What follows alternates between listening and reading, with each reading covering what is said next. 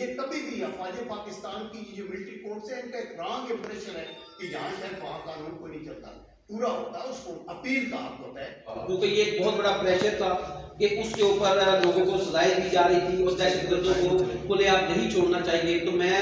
Chief justice of Pakistan سے یہ request کروں گا کہ وہ اس موضوع پہ ذرا غور کریں اور فل بینچ بنائیں اور دوبارہ ہماری ریکویسٹ کو سنیں. اور میرا خیال ہے کہ پاکستان میں ملٹری کوڈ ہونی چاہیے. اس پہ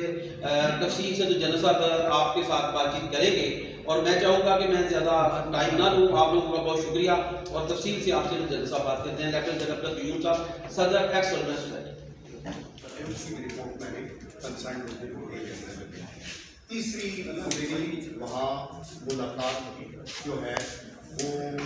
فیلڈ مارشل گترے ہیں، لارڈ فیلڈ مارشل گترے، جو کہ ان کے چیف آف آرمی اسٹاف بھی رہے ہیں، چیف آف ڈیفنس اسٹاف بھی رہے ہیں. تو ان کو بھی میں نے نقطۂ نظر پاکستان کا دیا کہ پاکستان ایک پیس لونگ ملک ہے اور ہمارا کسی کے خلاف اگریسو ڈیزائن نہیں ہے. ہم یہ چاہتے ہیں کہ بین الاقوامی برادری میں ہم اپنا رول ادا کریں. تو یہ جو یونیورسل پیس فیڈریشن والے لوگ تھے، ان کو میں نے یہ بتایا کہ پاکستان تو اس حد تک امن کے لیے کام کرتا ہے کہ ایک وقت میں یونائٹڈ نیشن کا جو پیس کیپنگ فورس ہے اس میں پاکستان کا کنٹینجنٹ سب سے بڑا اور وہ اللہ کا کرم ہے. تو یہ ہم ایک اپنی تگ و دو کرتے رہتے ہیں. جب ملک سے باہر کہیں بھی جائیں تو قطع نظر اس کے کہ ہمارا کس صوبے سے تعلق ہے، کس جماعت سے تعلق ہے، کس پیشے سے تعلق ہے، ہم باہر پاکستانی ہوتے ہیں اور ہم پاکستانیت کی بات کرتے ہیں. وہ میں نے بات کی. آج اب اس جو بریف آپ سے گفتگو کا ہے اس میں 2-3 پوائنٹس میں ٹچ کروں گا. سب سے پہلے تو یہ جو پیلسٹینین کا ایشو ہے اور اس پہ میں صرف یہی کہوں گا کہ اس کے اوپر یو این کا چارٹر بھی ہے اور یو این کے ریزولوشنز بھی ہیں. اور یونائٹڈ نیشن کا جو چارٹر ہے اس کا چیپٹر 6 اور 7 جو وہ یہ کہتا ہے کہ اگر کوئی ملک بین الاقوامی امن کو تھریٹن کرے، صرف تھریٹن کرے، نمبر 1، یا اس کو بریچ کر دے یا کہیں ایگریشن کر دے تو اس کے اوپر کیا کرنا ہے. یہ یونائٹڈ نیشن کا چارٹر ہے جس پہ پوری دنیا یقین کرتی ہے اور سب سگنیٹریز ہیں. اس میں پھر انہوں نے اسٹریٹجی بتائی کہ پہلی بات تو یہ ہے کہ آپ پیسفلی اس کو حل کرنے کی کوشش کریں. ملک کی جو یونائٹڈ نیشن کے چارٹر کو نہیں مانتا اور ریزولوشنز کو نہیں مانتا، خواہ وہ انڈیا ہے یا اسرائیل ہے، تو ان کا آپ ڈپلومیٹک آئسولیشن کریں، یعنی ان کو سفارتی طور پہ بائیکاٹ کریں. اگر وہ کام نہیں چلتا، اس پہ بھی وہ قابو نہیں آتے، تو پھر اکنامک اسٹرینگولیشن کریں، یعنی معاشی پابندیاں ایسی لگائیں ان کے اوپر کہ وہ پابندیاں اتنی کہ میں وہ پڑھ رہا تھا آرٹیکل اور اس میں لگا ہوا کہ نہ کوئی جہاز جائے گا فلائٹ اس کے ملک میں، نہ ریل کا لنک ہوگا، نہ روڈ کا لنک ہوگا، نہ سی کا لنک ہوگا، نہ ٹیلی گراف کا لنک ہوگا، نہ ریڈیو کا لنک ہوگا. یہ کر کے اس کو پریشرائز کیا گیا. اور اگر پھر بھی وہ نہیں مانتے اور بین الاقوامی امن کو جس میں ورلڈ وار کا خطرہ پیدا ہو سکتا ہے، تو ایسی صورت میں پھر یونائٹڈ نیشن آتھورائزڈ ہے کہ وہ ایک فوج تیار کرے اور وہ فوج جا کے ان کو ملیٹریلی اس ملک کو سبق سکھانے کے لیے، اور وہ جو فوج تیار کی جاتی ہے اس کی ایک کمیٹی بنے. اس میں جو سیکیورٹی کونسل کے پرماننٹ ممبرز ہیں ان کے چیف آرمی اسٹاف اس کے ممبرز ہوں گے اور وہ یہ فیصلہ کریں گے، وہ سب کمیٹیاں بنائے گی اور پھر وہ حالت جنگ میں بلاکٹ بھی کریں گے اس ملک پر. اگر یہ خطرہ، یہ ڈر ہو اسرائیل کو، ایک اتنا سا ملک ہے جس کو میگنیفائنگ گلاس سے ہم دیکھتے ہیں کہ وہ اتنی جرت کر رہا ہے کہ وہاں بچے بھی قتل ہو رہے ہیں، عورتیں بھی بیچاری ہلاک بھی ہو رہی ہیں، بیوہ بھی ہو رہی ہیں، بچے بھی جا رہے ہیں، اسکول بند ہو رہے ہیں، ہاسپٹل بلاسٹ ہو رہے ہیں. تو ایسی صورت کے اندر جو ریکمنڈیشن ہے وہ پھر یہی ہے کہ یونائٹڈ نیشن کا جو ادارہ ہے وہ یا تو پٹ اپ کرے اور یا اس کو ڈسبینڈ کر دیا جائے اور نئے.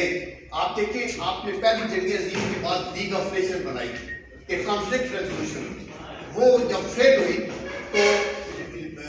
کوئی کام نہ، اس کو چینج بھی نہیں کیا، اس کو رہنے دیا، تو دوسری جنگ عظیم آئی. اور دوسری جنگ عظیم کا نتیجہ کیا نکلا؟ ہیروشیما اور ناگاساکی پہ بم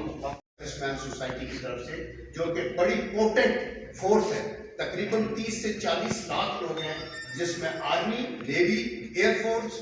تینوں آپ کی جو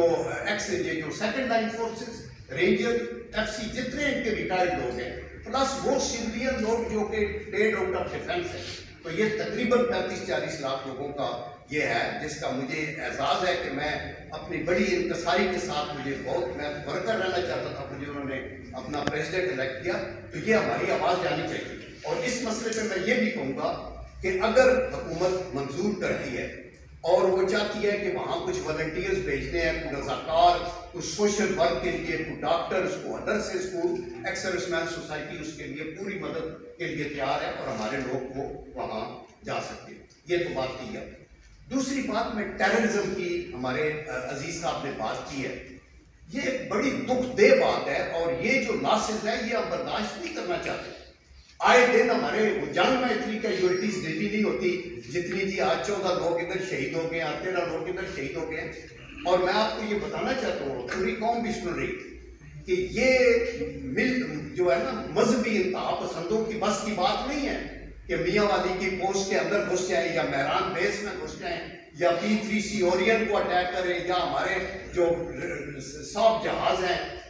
وہ ان کو جو ہمارے مانیٹر کرنے والے ان کو، اس کے پیچھے بھی ہنود و یہود کا ایک پورا مرکز ہے۔ ابھی یہ جو کچھ ابھی بھی ہوا ہے، ابھی میاں والی کے اوپر کرنے کے لیے جرت کی گئی ہے، اس کے پیچھے بھی میں آپ کو یہ بتاؤں کہ انڈیا نے اپنے طور کے اوپر پہلے کیا کیا ہے کہ انہوں نے TTP کے ساتھ رابطے میں، ابھی انہوں نے TTP کا اتحاد کیا ہے BLA،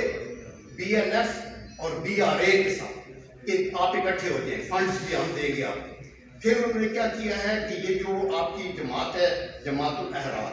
اور حزب الاحرار، ان کا بھی آپس میں گروپ بن گئے تھے، ان کو بھی اکٹھا کیا ہے۔ تقریباً ایک رپورٹ کے مطابق جو ہے وہ 22 ارب روپیہ ابھی تک یہ دے چکے ہیں، اور انہوں نے ایک الگ بجٹ بنایا۔ تیسرا ایک اور انہوں نے کمیٹی بنائی ہوئی ہے جو کہ راہ اس کو ہینڈل کر رہے ہیں، 10 بندوں کی کمیٹی ہے راہ کی، جنہوں نے تقریباً 7,000 لوگوں کی ایک فوج تیار کر رہے ہیں، جس کا کام یہ ہوگا وہ ایسے گارڈ ہیں جو سی پیک کو ناکام بنائیں گے۔ پاکستان چائنا بزنس کا جو ہمارا وہ ہے سی پیک، اس کو وہ ناکام بنانے کا، تو اس لیے دشمن باہر بھی ہے، دشمن جو ہے پاکستانیوں کے فیس میں، لوکل فیسز میں اندر بھی ہے۔ تو میں یہ سمجھ، تو یہ کبھی بھی افواج پاکستان کی جو ملٹری کورٹس ہیں، ان کا ایک رانگ امپریشن ہے کہ یہاں شاید وہاں قانون کو نہیں چلتا، پورا ہوتا ہے، اس کو اپیل کا حق ہوتا ہے، پھر اس کو سول کورٹس کے اندر بھی ان کی محدود وہ سنوائی ہوتی ہے۔ تو میرے خیال میں اس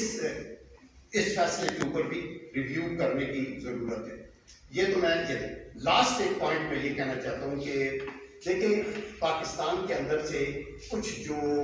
تارکین وطن ہیں جو انلیگلی آئے ہوئے